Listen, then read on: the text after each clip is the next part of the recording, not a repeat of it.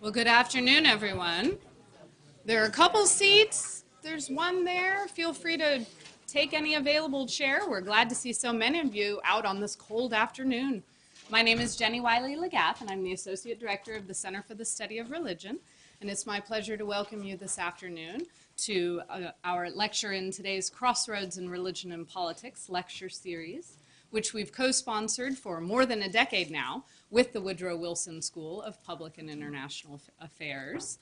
After today, we will be taking our winter break from the series, and our next lecture will be on February 23rd, when we will have Yvonne Haddad of Georgetown University speaking on a title that I did not write down here, but also dealing with the Muslim world. So if you like today's lecture, then you will also like the one on February 23rd. And you can go to our website or the Woodrow Wilson School's website for more information about that lecture. So this afternoon we have with us Vali Nasser, and he is Professor of International Politics at the Fletcher School, the Graduate School of International Affairs at Tufts University. He has previously held positions with the Dubai Initiative at the Belfer Center, Harvard University, in the Department of National Security Affairs at the Naval Postgraduate School, at the Council on Foreign Relations, and with the Islamic Educational Reform in South Asia project of the National Bureau of Asian Research. He has received honors from the Carnegie, MacArthur, and Guggenheim Foundations. He is currently Senior Advisor to Ambassador Holbrooke, the Special Representative for Afghanistan and Pakistan. His counsel has also been sought by the U.S. President, the Vice President, Secretaries of State and Defense. And despite this long history of diplomatic service, I am pleased to say that there have been absolutely no WikiLeaks disclosures incriminating Dr. Nasser in anything embarrassing whatsoever. So I know you can all rest easy about that. So Vali Nasser is the author of several books. Most recently, Forces of Fortune, The Rise of a New Muslim Middle Class and What It Will Mean for Our World in 2009. The Shia Revival, How Conflicts Within Islam Will Shape the Future, and Democracy in Iran, History and the Quest for Liberty, both in 2006. But perhaps Dr. Nasser's most memorable moment was a few years ago when he tried to explain to Stephen Colbert the exact difference between Sunni and Shia Muslims. So I promise this afternoon we will be a more sincerely receptive audience. Thank you. Thank you very much.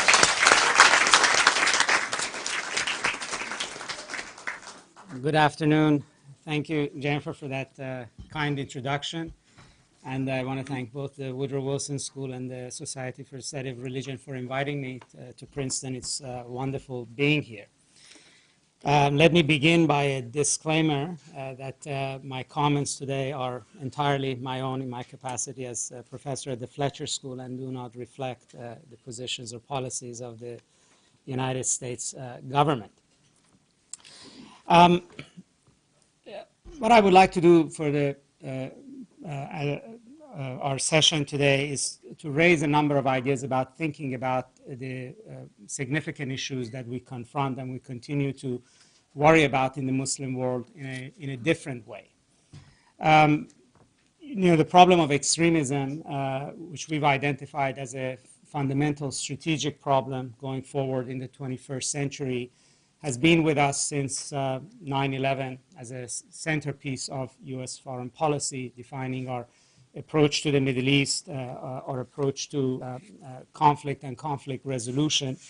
It's a problem that has ebbed and flowed in the past decade, and every time we seem to feel that we've seen the worst of it, there are new reminders of its continuing presence, particularly in the form of periodic terrorism threats that are foiled in Europe or in the United States.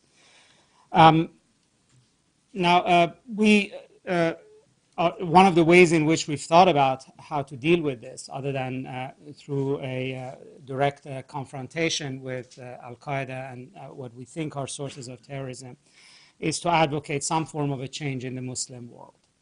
And much of this idea arose about trying to find who the moderate Muslims are, which is a concept I, for one, have not quite been able to sort of find where the boundaries and the definition is. how to empower them. And there has been much more a call for Islamic reform. That something fundamentally has to change within the Islamic religion itself, that its perception about politics, the world, etc., has to change. And some of this has to do, if you would, with a reading of European history, that fundamental religious change needs somebody like a Luther, a iconoclast that will change the way in which text is understood, how religion is seen, and pushes religion in the direction of modernity and openness to change. You know, it's an interesting trope, but I really don't think we are looking for what early Protestantism brought to Europe. I mean, if one were to think of Calvin's Geneva or John Knox's Scotland, it is more like the Taliban's Kabul than anything else. And I think really what we're looking for is not reformation. It is really what came after Reformation, which is really post-industrial revolution changes in Europe. We're not really looking for Luther or John Knox. We're really looking for David Hume in the Muslim world. And it's actually always been interesting to me that you know, when we think about change in the Muslim world and we try to juxtapose it with European history, we're somehow selective in terms of what we think, and we're focused on religious change rather than on social economic change and what it brought about in Europe. I mean, even thinking about transformation in Europe, what transformed John Knox's Scotland into David Hume and Adam Smith's Scotland was trade and commerce, not just a force of debates within Christianity itself. Now, to that end, I would say, you know, we talk too much about religion in the Muslim world and too little about economics. And if you went back to European history, if we were to really think about Reformation, Industrial Revolution, there is a lot more discussion of economics and a lot less discussion of religion. Let me say that at some level, you know, we intuitively understand that the problem in the Muslim world has to do with economics. You know, we know that there is too much poverty in many parts of the Muslim world. That, you know, in places like Pakistan or Bangladesh or Afghanistan, we correlate, you know, joblessness, illiteracy, poverty, class difference, a widening gap between the rich and the poor with the appeal of extremism. And there is something to that. You know, the most critical parts of the Muslim world are governed by, you know, close sclerotic, you know, economic systems managed by authoritarian regimes. There is a very bad arithmetic between a youth bulge and absence of economic growth.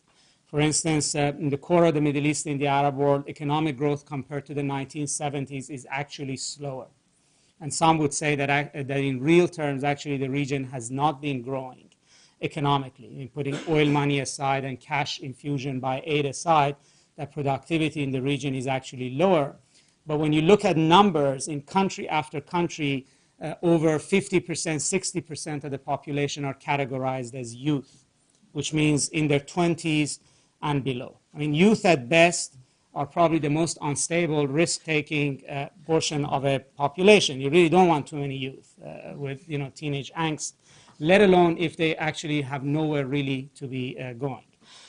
A few years ago, Arab Development Report, which was a program modeled after United Nations World Development Report, identified by 2020s, mid-2020s, the Arab world has to produce 115 million jobs, new jobs, in order to meet the demand coming up. So it doesn't take you know, much for us to see that there is a problem in the sense that the economies in many parts of the Muslim world are not growing or are not growing rapidly enough in order to create productive jobs for the population. And we think that has something to do with political instability and extremism. And, you know, that goes often to assumptions we make that poverty makes for extremists. And that, you know, if people don't have money, they rebel. And if they don't have money to send their children to regular schools, they send them to seminaries when they are educated in ideas that would lead them down the path of extremism. Perhaps there is evidence for this, and some countries the evidence is strong, but the evidence is not necessarily uniform. But I grant that that's a big problem in the Muslim world. But what I think is also important to note is not that the Muslim world has too much lower class. The problem is that it has too little middle class. And the middle class that it has is shackled and is not able to perform the role that the middle classes have played in Europe, in Latin America most recently, in Eastern Europe, in Asia, in India, in China. It seems to me that everywhere outside of the Muslim world and the Middle East, we understand the middle class. We want to sell to them in China. We see them as important in India. The president went to India. Part of the message was really to appeal to the economic relationships we can have with the middle class. We understand that in Latin America, in Eastern Europe, in East Asia, the middle class has been the economic driver that has led to political transformation. It's the critical class. It's the class that democracy has to be anchored in, and it's the class that leads to transformation of ideas, political, religious, and cultural. And we also understand that in European history, the rise of the middle class was critical to all forms of transformation in Europe that happened after the Reformation, after the Industrial Revolution, Renaissance, onto the modern period. But when it comes to the Middle East, we somehow have factored out the middle class out of the discussion. Let me just give first of a definitional, notion of what do we mean by middle class. In the least, many economists argue that there's sort of a bare minimum definition of a middle class is anybody who has regular job and regular income and can dedicate at least a third of their disposable income to discretionary spending, other than on food and shelter and absolute necessities. So they have actually money to spend. Now, if by that definition, there is a wide variety of what the size of the middle class is in the Muslim world. In some countries, you would say it's about 10 to 15%. In some countries, it's much larger. But in a country, say this, like Pakistan, a country of 180 million people, its middle class is larger than the entirety of Iraq. It's a bigger size in real terms than Iraq itself. Now, my argument is that the middle class is there in the Muslim world. We see its footprint in many different ways.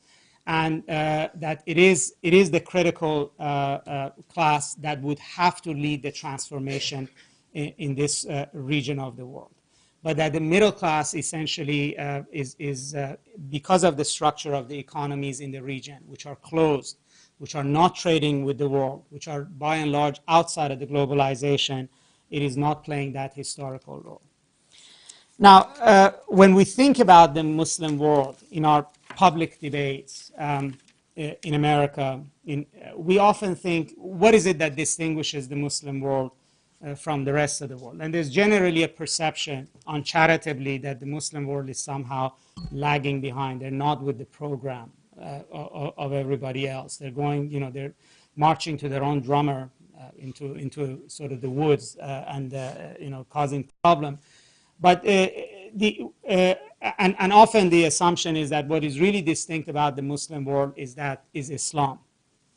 Not the religion of Islam, but also the degree of piety associated with Islam and the tendency to interpret religion in extremist ways. But actually, one of the other very truths hiding in plain sight is that by and large, the Muslim world, and if we can use that kind of a definition, and particularly the Arab heartland of it, which is so important in defining the politics of the Muslim world, both for Muslims and for us, is outside of globalization. And I mean essentially economic globalization, which means that the critical part of the Muslim world is not part of global trade. the way that Latin America, East Asia, or Latin America are. Now, selling oil and buying, Boeing aircraft is not what I'm talking about. I'm talking about the way in which companies, people, economies in China, India, Asia, Latin America, Eastern Europe are part of the supply chain of global production. Most of the Muslim world is not. I mean, you wouldn't go to Walmart and find anything that says made in Saudi Arabia on it. It just doesn't exist. There is nothing that is produced in much of the Muslim world, at least in critical numbers, that ties those economies in a meaningful way into supply chain of globalization. Where this is the case, where you actually have these trends beginning, you tend to have much more moderation, or at least society and politics also moving in the positive direction. And where the Muslim world is closest, in terms of its economy, and is most outside of this trend, there is the greatest amount of problem. And a problem I don't necessarily say is in terms of number of terrorists or terrorist attacks or suicide bombers. It has to do with the overall political climate, cultural climate, conservatism, attitudes that we understand or define as Islamism, fundamentalism, etc. in society. Now, there are areas of the Muslim world that have begun to integrate into the global economy. There is Turkey, there is Malaysia and Indonesia, and within the Arab world there are small pockets, and most notably around the Persian Gulf, particularly the city-state of Dubai, are instructive. And what's happening in these countries is an important indicator in terms of how economics, integration into the global markets, and the rise of a middle class, entrepreneurial middle class, or what in the West we used to call a bourgeoisie, which is an independent middle class, matters in terms of the debates we're talking about. Let me begin by Dubai. I think Dubai is a fascinating case to look at. Now, this isn't the time for anybody to sort of sing the praises of Dubai after its crash. And I'm not going to be talking about Dubai as a case of business success. But one has to say that Dubai crashed because it was part of the global financial markets, not because it was outside of it. In fact, a banking system in the Muslim world that is outside of the global economy has done fairly well. So banking in Syria, in Lebanon, in Pakistan, they're all doing very well.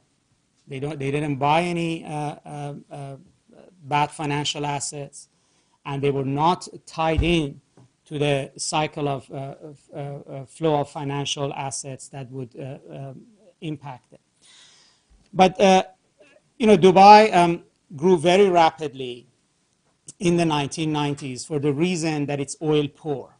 It's the only emirate in the Gulf that is actually producing less oil today than it did 10 years ago. And it looked for ways to essentially find its keep, to make money. And it looked to models in East Asia, and it looked to Singapore and Hong Kong as a model to go forward. And it decided that if you create the right regulatory environment and you open your economy to direct foreign investment, to integration into the global economy, that money will come, production will come, and you will grow. And it actually worked. And I'm not, as I said, going to debate whether they made the right decisions or not. I think one thing that Dubai has proved is that Muslims are capable of being capitalists as anybody else, and they're perfectly capable of making the similar kind of mistake out of greed and bad decision making as anybody else. But I think what is significant about Dubai is that it's a proof of concept. In 2008, polls taken across the Muslim world found that Muslims preferred Dubai as a travel destination and as a place to live. For the first time, sort of at number one, for the first time, higher than the United States and United Kingdom, as both a place to visit and a place to live. And obviously, people who consider visiting Dubai or living there tend to be the middle class and above in the Muslim world. not the poor, who might go there to work as labor. Now, why did they like Dubai? They like Dubai as an investment destination because Dubai, first of all, because Dubai created a virtual market for Muslims to engage in capitalism and do business with the rest of the world when they couldn't do it in their own country. So Dubai became a place where Iranians, Pakistanis, Indians, Kazakhs, Uzbeks, Jordanians, Egyptians would do business with Chinese, Indians, Americans, British, etc. So it proved that if you create the right market, you will have capitalist behavior. That people will come in and people will invest and they engage the world economy in a positive way, and particularly in the financial sector, that was very clear in Dubai. The second issue was that Dubai became a place where Muslims went to enjoy themselves. In other words, went for vacation, shopping, having a good time. And the reason they liked Dubai was not because it was some form of Sharia land, austere place, but rather because Dubai is a cross between Rodeo Drive, Disneyland, and Las Vegas. And but with an Arab setting. I remember one time a Saudi businessman said to me that I like Dubai because in Dubai you sleep at 5-star hotels and pray at 5-star mosques. And what he basically said is that it's the quality of living. Dubai is the antithesis to what Al Qaeda says. Dubai is not about the next world. It's all about manic consumption. If you've been to malls in Dubai, to restaurants in Dubai, the entire image of the city is about consumption, excessive consumption. The tallest building in the world, the largest mall in the world, the biggest amusement park in the world. It's all about superlatives, and it's all about capitalist marketing. And its target are not Europeans and Americans, although they are not pitching tourism to them. Its primary targets are Muslims. And those Muslims who respond to it tend to be middle class and up, and those who respond to it clearly are driven not by a sort of a world abnegation and giving up on worldly goods, but the ones who actually want to embrace capitalism, although be it with their own cultural sensitivities put in place. Now, to that extent, the Dubai model has been also repeated in Malaysia, and also, city-states like Doha, Abu Dhabi, etc., who are borrowing, or all essentially try to create an infrastructure that would facilitate free business and doing business with the rest of the world. And also, they're trying to create an infrastructure that would appeal to the consumption habits of the Muslim middle class. And in fact, increasingly, we are seeing that even global business is beginning to react to the fact that this is a reality. Let me give you an example. There is the fastest growing niche market in global finance is Islamic finance. Muslims, like medieval Catholicism, if you're a pious practicing Muslims, you're not supposed to either pay interest or consume interest. So there is a demand for what are called Islamic financial products. Banking, insurance, mutual funds, variety of types of investments that essentially address this issue. Now, when I was a graduate student, the idea of Islamic economics and Islamic finance was a woolly-brained attempt by clerics to claim that, there is such a thing as a separate form of economics or finance. And it never worked. I mean, governments would sometimes subsidize Islamic banking out of giving a nod to the religious sector in their societies. It didn't work until Deutsche Bank, HSBC, and Citibank decided, always looking for new financial products to sell, that there is something here. And they began to make it work. They put together financial products that began to work. Now, it's It's a fast-growing area of finance. It's nothing the size of the mainstream financial markets, but it's a $4 trillion corner of the market. And in fact, in 2008, when the rest of the market was going down, Islamic finance grew by 29%, or $820 billion in terms of size of the market. Now, this is a case where international financial institutions recognize that there is a distinct Muslim market. Now, there's Muslims who have money, who have that third of their disposable income to spend and going up. They have demands for certain kinds of consumption, and if you build the products for that, there is money to be made. But the same goes now for food products, vacations, varieties of other kinds of products are being pitched to this market. A lot of this, as I said, had to do with sort of what people call the Dubai effect. And so it's not what Dubai stands for as a business opportunity. It's what Dubai has already proven, that Muslims are not all about Sharia, Islamic law, extremism, and politics. That the critical middle, if it has money, if it has business opportunity, it will react to market incentives. And then those who are making money want quality of life and want to invest in it. Now, another very interesting case is Turkey. Now, Turkey is something of an enigma to most Americans. We sort of, there is a certain degree of discomfort with Turkish foreign policy.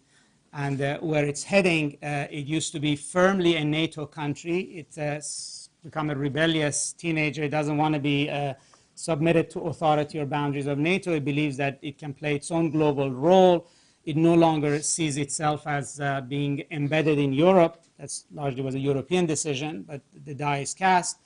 It doesn't want to be defined by a Western alliance. It sees itself like Brazil, India, China as a independent global power with its own independent foreign policy, which now is much more critical of Western foreign policy when it comes to issues like Arab-Israeli dispute, Iran's nuclear program, the Caucasus, even some of NATO's policies like missile shield, etc.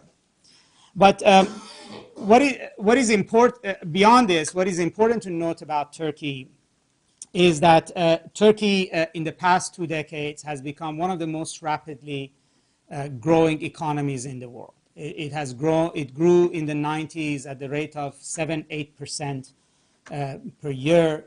Before the markets internationally collapsed, it attracted over $50 billion in direct foreign investment. Istanbul has become a major business tourism hub. Turkey is a major global exporter. Godiva Chocolates is a Turkish company. They are some of the largest, producers of food products, etc., globally. And this has happened, ironically, at a time when Turkey has becoming more Muslim rather than more secular. Now, the secular legacy in Turkey is very important, but what we see in Turkey today is not a product of secularism, although the infrastructure is important. Something else happened in Turkey. And let me explain. Turkey, if you went back 20 years ago, for those of you who are familiar, was like Argentina, Mexico, many other large economies that was governed, which is dominated by the government. And the government, controlled the economy, subsidized big business. There was a lot of industrialization, but it was all in red ink. Nothing worked. And if you remember, all of these countries had huge amounts of debt at that time, and all of them went to the IMF, Argentina, Brazil, Mexico, and Turkey went with them at that time, and they asked for help. And IMF told them that, you have to restructure your economies, which means that you have to devalue your currency, you have to remove your tariffs, you have to produce something that the rest of the world would want to buy. Don't put money in these big, industrial showcase industries. Put money in what would leverage lower cost of labor, and stop subsidizing big industries. Save your money and the money we're going to give you for doing what we're saying. Well, In Turkey, the big industries, which were all around Istanbul, they were all associated with the government. They sort of represented the secular Kemalist, quote unquote, elite in Turkey, got the short end of the stick from the IMF deal. And the transformation of Turkish economy benefited whom? Benefited small-town businessmen in Turkey, which were much more conservative, were outside of the system because they didn't get benefits in the previous system, but were in much better position to take advantage of this. And what emerged in Turkey was a nucleus of a small, what they call Anatolian tigers in Turkey, which I would say is something like Middle America in the sense of combining religious values and capitalism, conservative on religious social values, but very liberal in terms of capitalism, began to shape Turkey's economy. There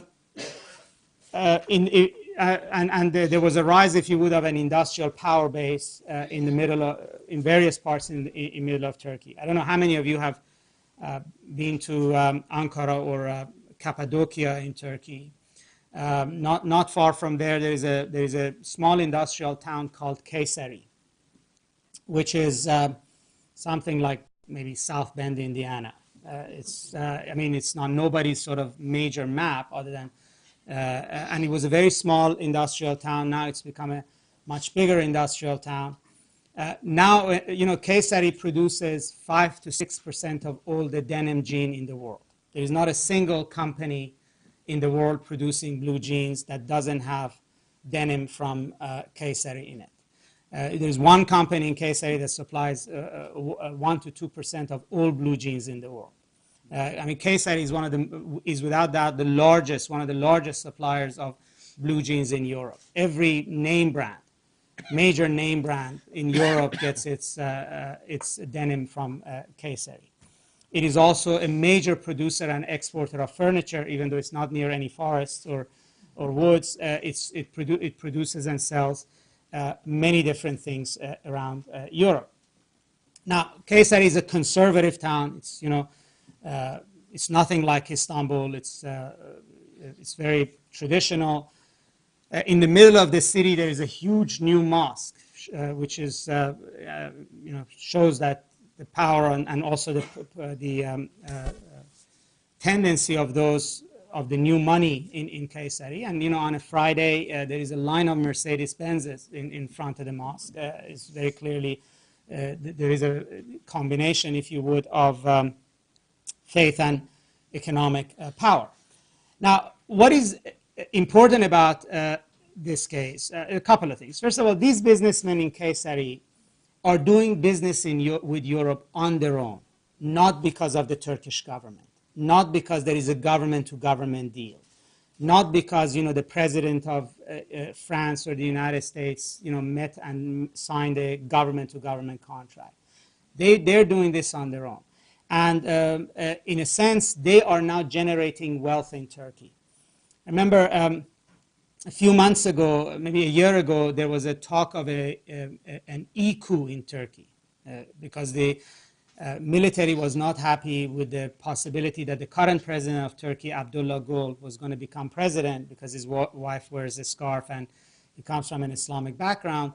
And there was a notice on the website of the chief of staffs of Turkey threatening some kind of action. So it was referred to as the e-coup in Turkey. So I asked one of these businessmen, senior, very wealthy, pious businessman, that what will happen if there was a coup in Turkey? What will happen to your business? And he said nothing.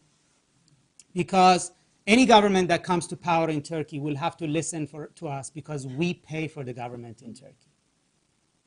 Gone are the days when industry in Turkey lived on subsidies of the government and protection of the government. Now we make the wealth in this country, we pay the taxes, which sounds very American actually, and therefore we will decide what would happen. So the economic power has shifted, if you would, from the government, which saw itself as the creator of development, promoter of industrialization, to a business class which is responding to supply and demand in the global markets and is generating wealth and therefore is freed from that kind of a government control. Now, the positive impact that this has is not that because these businessmen are doing business with Europe, they immediately become secular. The importance of it is that they understand and they are responsible for the image of their country. So, they're not interested in jihad. I mean, it's very clear they're not.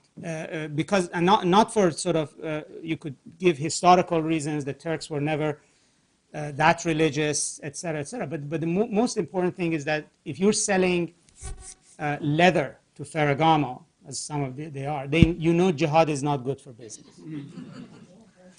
If they want to have their chocolate sold or their, in the West, or if they want to have, T-shirts and sweaters sold at Banana Republic, which some of them do, it's not, that's not a deal that was made by the government of Turkey.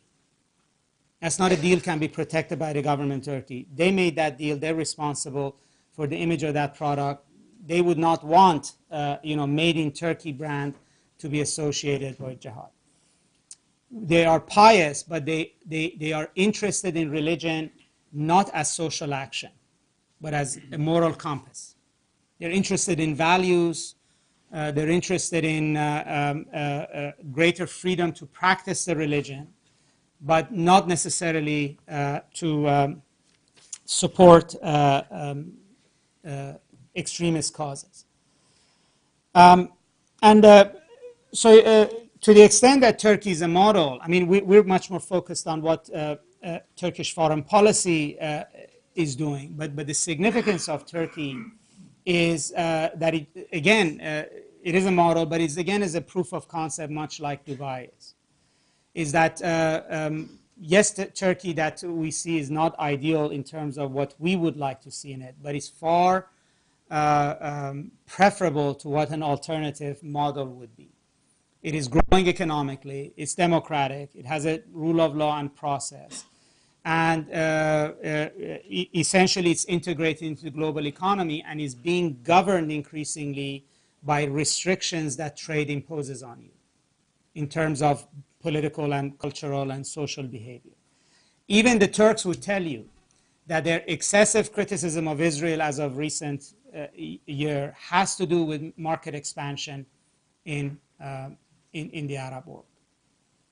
That they are now increasingly, the next phase of Turkish development, economic development is coming by going into the Arab world.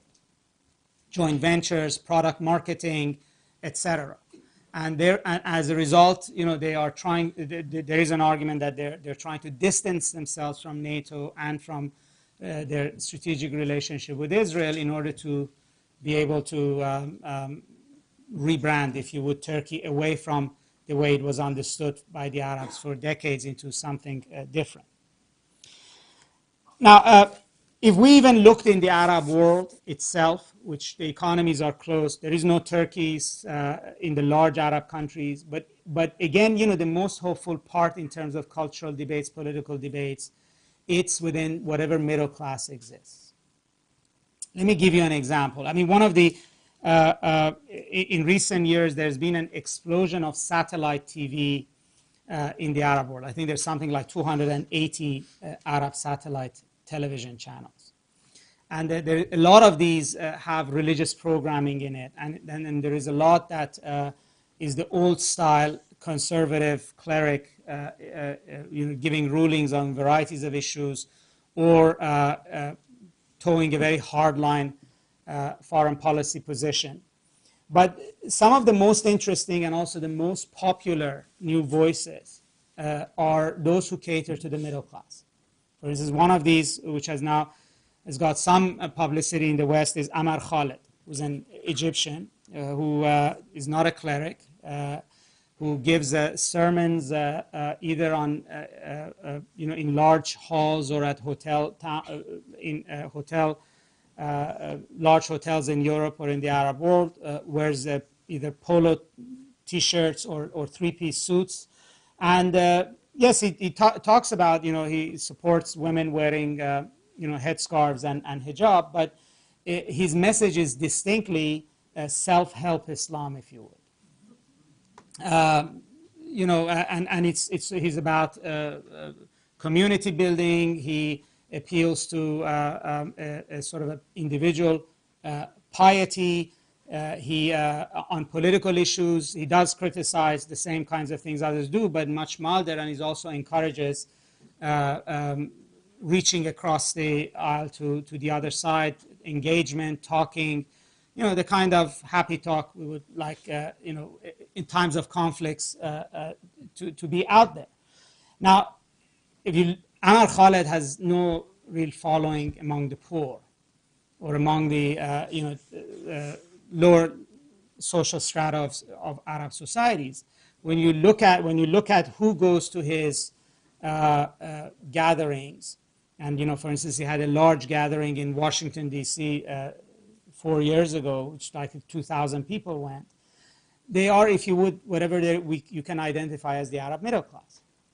And Amar Khalid has also now copycats in Saudi Arabia, in Pakistan, etc. Sort of a new breed of Muslim televangelist who has a packaged product, if you would, that appeals to the middle classes. Again, much like Islamic finance, this phenomenon wouldn't be there. It wouldn't be at the scale that there is unless there was a market for it. And anyways, there is enough evidence for us to in some ways, to think different, not to think differently about the threat of extremism. I'll take that as a given. I'm not going to debate whether it exists or not. And we have to fight it, and we have to deal with it on an ongoing basis. But the larger transformation in the Muslim world that we would like to see, the sort of a significant shift that would change the entire direction of thinking, is not likely to happen by just wishing for an Islamic reformation. It's likely to happen through the hands of economics, for the reason that everywhere else in the world, that's how it's happened. It's economic transformation that has created a critical social class that has a vested interest in what we identify as moderation. And there is everywhere else in the world, there's been a voluntary moderation of views, or what David Hume called a softening of the edges. And that only happens because of prevalence of commerce and entrepreneurial classes associated with it.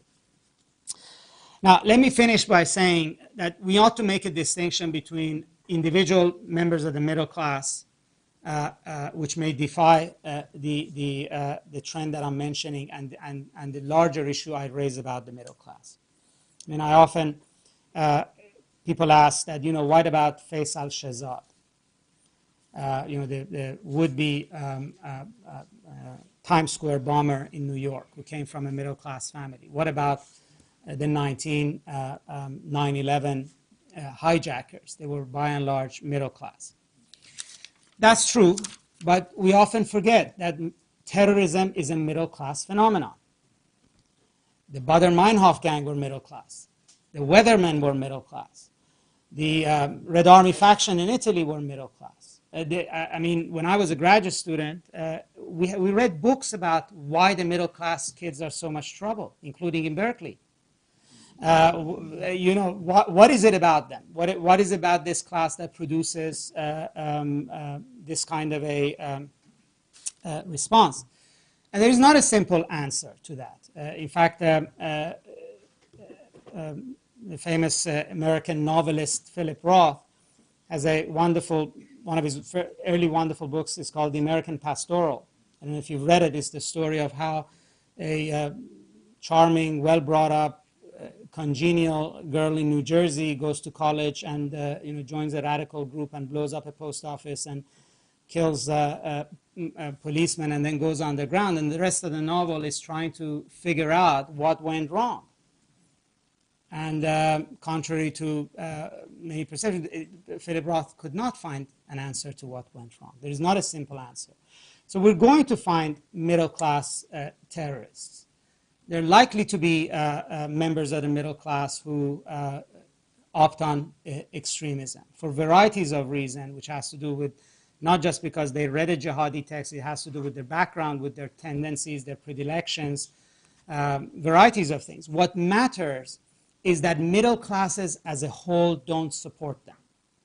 So, in Germany, the middle class kept producing terrorists and people who were sympathetic to terrorists. But the German middle classes as a whole were not sympathetic to that. In Italy, it was the same story. And there, too, the middle classes did not support it. And what the situation we should be looking for as a barometer is not that there will be zero middle-class recruits into extremism, because that won't happen. But rather, we want a point at which the middle classes as a whole in the Muslim world would not want extremism, not out of some humanitarian or religious reason, but it's because it's not in their vested interest for it to happen. So you want a situation where you have more people like the father of the last Christmas's would-be bomber, who went and informed the authorities in his own country and the U.S. Embassy that his son may have lost his way in Yemen. Anyways, I'll stop here and be very happy to hear any comments or questions you have. Thank you.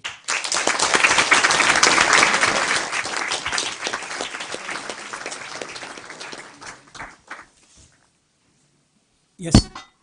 I wonder if you could address the funding of terrorism. I realize that you said that the terrorists come primarily from the middle class, and I'm wondering if the people who fund terrorism also come from the middle class. And I also read, I guess one of the things that came out of WikiLeaks was that a lot of the money was coming from Saudi Arabia, but probably from the upper middle class. Is there anything that American policy can do to address that, or even moderates in the Islamic League? Well, the reason why people gave or continue to give to radical causes is complex. It's some of it is voluntary, some of it may be a way of cutting favor with radical classes in order to protect your other interests, etc. But I would say something about the countries in which we're talking about, and I should have said something about this. Not every middle class is the one that we're looking for. In Saudi Arabia or in the Gulf, you have middle classes that have that status because of entitlement programs. They are not generators of wealth. They're not like European middle class or American middle class. They're not products of market. I mean, what we're looking for is middle classes that have a vested interest in healthy working of the economy in the market, because the fundamental belief is that market forces are what shape ideas and create historical changes. And oil wealth is not the same thing as wealth generated by industry. There's a huge difference between having a wealthy grandfather and a trust fund and being Bill Gates. That you create wealth. And the difference between the Turkish businessman and businessmen in oil-rich countries is exactly that. Therefore, I would say if we're looking for leading, if you would, first movers in the Muslim world, where the stories is positive that you're much more likely to have a transformation. It's not in oil-rich countries of the Gulf, but it's in places like Turkey, Indonesia, Malaysia, etc. And even if in the Arab world you were to look for what would be the best next country, it'd be somewhere like Morocco or Jordan, which have at least gone through some economic reform in order to integrate into the global economy. So in the short run, dealing with terrorism financing, it's a law and order issue. You have to, figure out who's sending money, where the money is going from, try to shut it down, close the banking loopholes, etc., make the flow of money much more difficult. In the long run, there has to be scenario in which there is a disincentive to shipping money to extremist causes. Yes. It seems to me from your presentation that using the phrase Islamic world is not really fair to the Muslims, because you have really two sections really, the Middle Eastern Muslims and the other same Muslims in the Western world. The model really of Turkey and Southeastern Asia is really more advanced. They are trying very hard. They are moving. Then when you really come to the Middle East, if you look at the middle class, for instance in Egypt where I come from, this is a huge part of the population. But they are not really the middle class that you are thinking of. And one of the things that I really believe and has to be addressed very, very seriously is education in that middle class. Because it is not there. It is not there. It is polluted. It is corrupt. And the kids who are finished from high school or even college, they do not know even how to speak Arabic. So, or write it even. I get embarrassed when I get letters from my nephews and nieces. And these are people in college. They do not know how to write Arabic. It is the street language, not the Arabic language that you or that I used to, and people of my generations used to do that. So it seems to me that in the Middle East, the Muslims of the Middle East, there is also a common denominator, which is really not only corruption, but dictatorship. And with that, if you look at again, the middle class, they might really, they are the middle class, but are not necessarily have the means really to improve their life as they expected. So Right. So it is very difficult. Right. I mean, first of all, on the definitional level, I agree. I mean, the issue of defining what the Muslim world is, etc., is a definitional problem. And I didn't try to get into that, but the way I approach it is that let's take the way the Americans and the Muslims themselves see the boundary lines of this, and then look at it that way. And we also have additional problems because I think often in our public discourse we confuse the Middle East with the Muslim world as a whole. The points you raise are absolutely correct. The education is a problem. But where the middle class has the means, two things happen. Either they opt out of public education. So, I mean, if you looked at a country like Pakistan or Bangladesh, where we hear a lot about seminaries and the poor sending their children to seminaries, private education is huge business. It's really big money to provide private education. And the model is not that different from, I used to live in California, the way the middle class in California saw private education. Public education was now, not doing well enough, in particularly in large cities like Los Angeles, San Francisco, etc. So increasingly, people put their children in private education, and then they began lobbying for actually vouchers, etc., to get even federal support for it. So, you have the same phenomenon. And the quality of private education actually in the Muslim world is very, very good.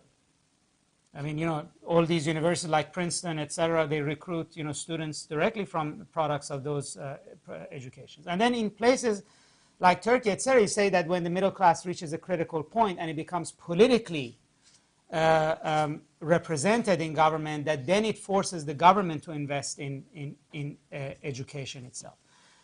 Now, the places like World Bank, European agencies, etc., have often thought that education can be a driver for middle-class generation and fighting extremism. I don't think, I cannot think of grand historical, development anywhere that is just driven by education in a vacuum. That education also has to be rooted in growth of a class. Now, in the Middle East, the problem is the following, is that where you have closed economies, whether they're dictatorial or not, essentially the middle class is stifled. And it's not able to, spread its wings. And everything that is associated with supporting a middle class is obviously not invested in. And the problem is, how do you get out of this cycle of a shrinking middle class that at the same time is politically and economically captured, and an expanding lower class? And so the model of Turkey or Dubai is essentially you have, it's not reinventing the wheel. You have to do what Argentina, Brazil, Peru, Mexico did. I mean, the case of Mexico is instructive. Look, many may remember Mexico 30 years ago before NAFTA. It was much like Egypt or Turkey of 1980s. A closed economy supported by an authoritarian government. Large industries got subsidies. All of the oil money went into subsidizing red ink generating industries. Things began to collapse. There was migration to the north. Because it was next door, we stepped in. We provided $40 billion at one point in time to support Mexico's economic transformation. Now, that doesn't mean that Mexico arrived at the nirvana. I mean, you could just read the newspapers about the state within a state, what's happening in Juarez, Tijuana, etc., with the drug cartels. There's enormous amount of poverty still in Mexico. But there's no denying that the Mexican middle class has grown. It is supporting the democracy. It is the part of the Mexican society and economy that is integrated into the world, and is the one that is driving at least Mexico in the right direction. So the best we should hope for some of these large Arab countries, Algeria, Egypt, etc., is that if they went in the direction of Mexico, not that the next morning the entire poverty of Cairo will go away, but that at least you could say they're on the right historical trajectory going forward. Now we and these are not simple issues. The problem is we're not even debating it. When it comes to Egypt, Mexico is not an example. It's not on the table. And it's not as if we haven't done these sorts of things around the world. We haven't dealt with dysfunctional, crumbling economies and countries with similar kinds of problems. But in the Muslim world, in the Arab world, everything gets reduced to a debate about religion.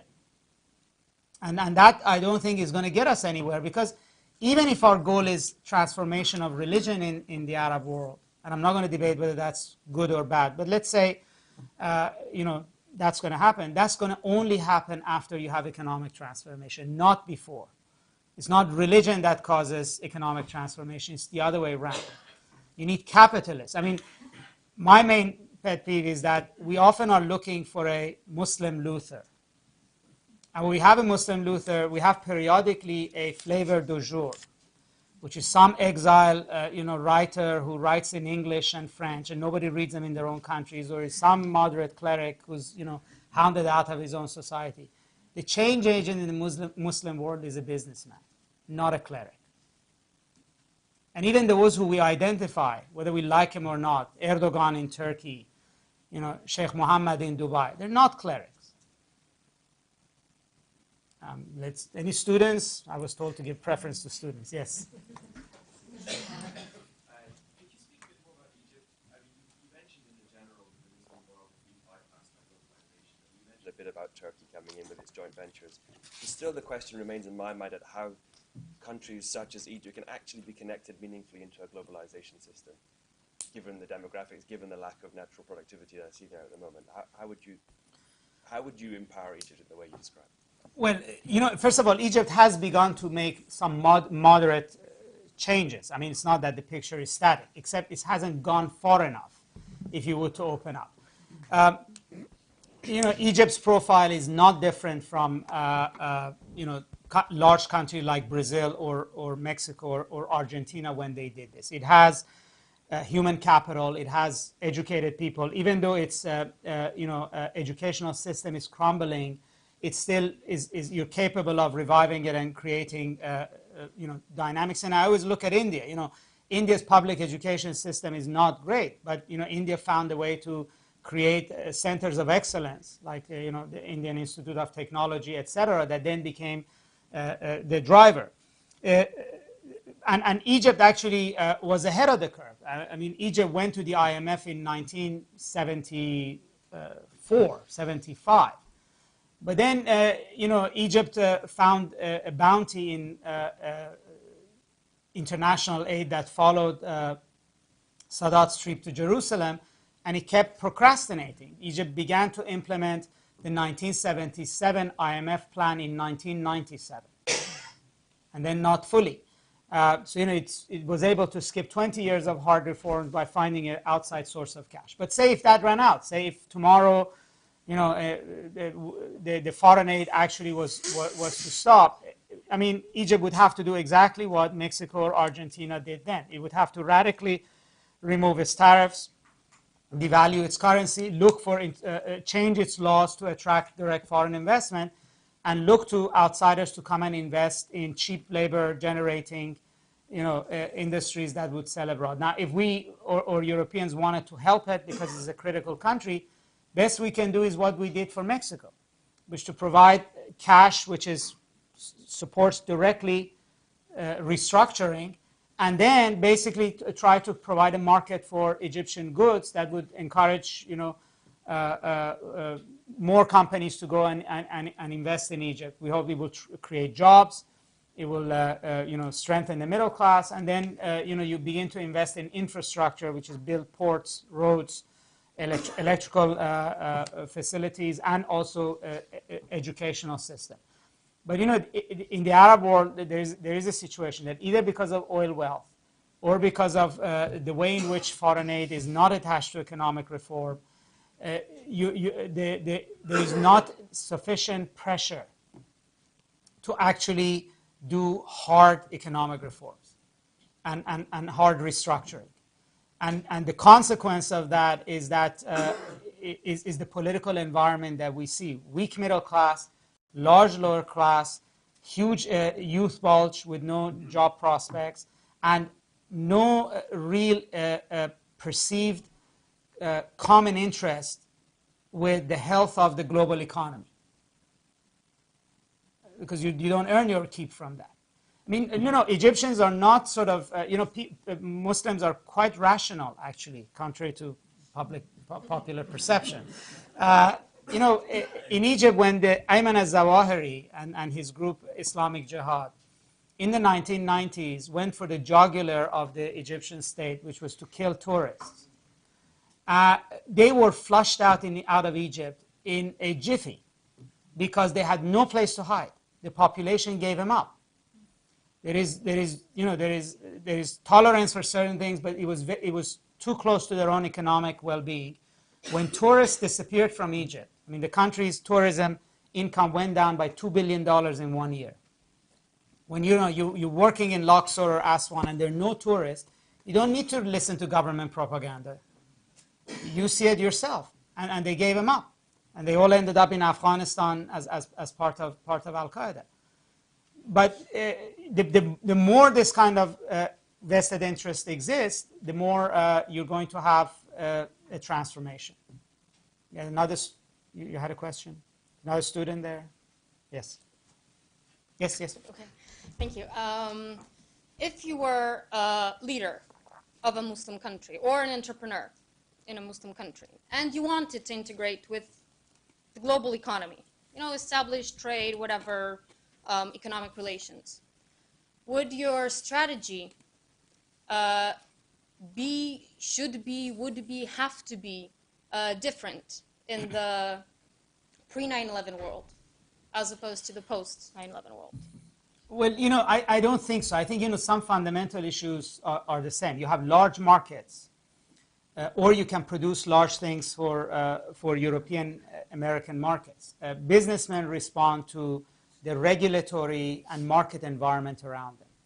Say in many countries, if you're in an oil-rich country, there is no vested interest in trying to invest in something that, that would require labor to sell abroad. There's no government support, there's no government has no need for it, there are no tax credits, etc. But if you get into the import-export business or into the construction business, there is a lot more money. So investment tends to go in directions that the market suggests to you. If you want businessmen to invest differently, you need to change the environment. That's what Dubai did. Dubai essentially did three things in the 1980s. One is build infrastructure. You need fiber, you need electricity, you need roads, and you need big airports. And they said, okay, we borrow internationally and do this. Secondly, it's what they call soft infrastructure, which means you have to change your laws and your financial regulations. People don't put money in their country if there's no protection of private property and if there are no real arbitration rules that you can live with or that you can trust. So money will only come if you have world standard guaranteed financial rules and legal rules. And that's what Dubai did. Dubai essentially changed all its laws. All of its regulatory environment changed. Labor laws, arbitration laws, private property laws. Why is it that Europeans and every Muslim from every other country buys property in Dubai, but not elsewhere? Why don't people buy exile property, middle classes, in other Muslim countries? Because they don't have a trust that they will own it in a while. But Dubai was able to create that trust that if you buy a condominium here, you will own this condominium forever. And that's essentially what decided the behavior of businessmen and money that came into Dubai. So, I mean, the Dubai model is essentially that, is that it's hard infrastructure plus soft infrastructure. Yes, ma'am. I just wanted to validate her point because I am sure there is definitely a sensitivity post 9/11 as to the strategy you use as a businessman or as a leader, because you always have to safeguard against potential accusations that the money, the way it's floating, what's happening, people have become much more sensitive after 9/11 from the Middle East when they deal with the West.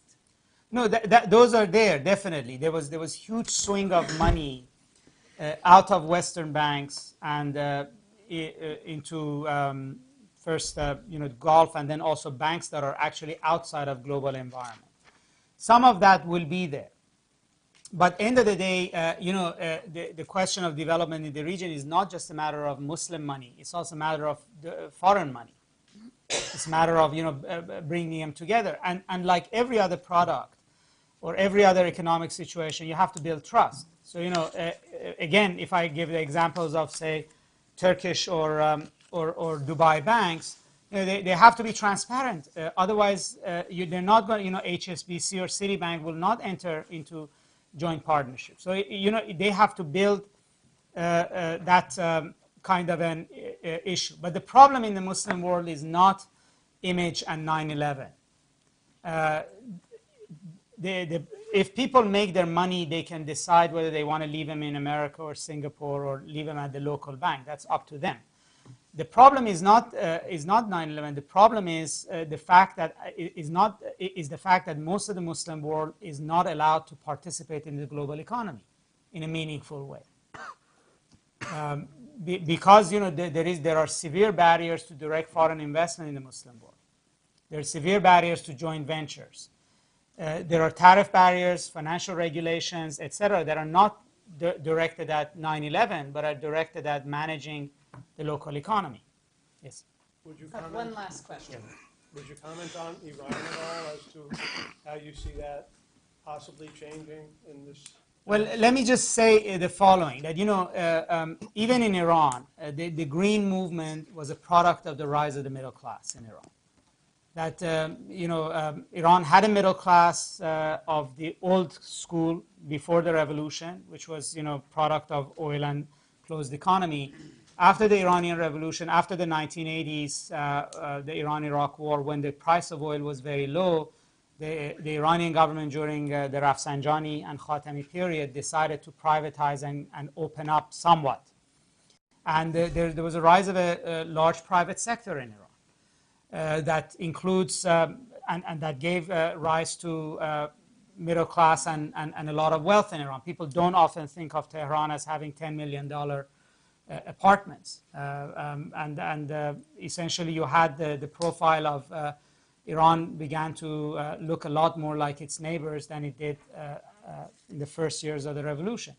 Now, the Iranian middle class, as it got wealthier, they were some of the largest visitors to Dubai for investment and spending. In fact, the Iranians like to say that Dubai is the best city in Iran because there's so many Iranians in Dubai. But the Iranian middle class began to behave like middle classes everywhere, which means that they want quality of life, and they want political openness, and they want to engage the world economically and politically. They began to throw their support to the presidential candidate in June of last year that they thought would push Iran in that direction. Now, the President Ahmadinejad's views were populist. In other words, he was not interested in supporting the middle class. He's interested, much like Chavez in Venezuela, is interested in supporting the lower class and creating a transfer of funds from top of the society to bottom of society. And essentially, the June elections was not just about political freedom. It was really about middle class versus lower class, and the middle class lost. And the Green movement was strongest in areas of Iran where the middle class is strong, which is in Tehran and in pockets in different cities where you have the middle classes. And so even in Iran, the force that was really pushing for fundamental change in Iran was the middle class. It was only when the middle class began to gain momentum is when political and religious issues were put to debate in Iran. Well, thank you very much.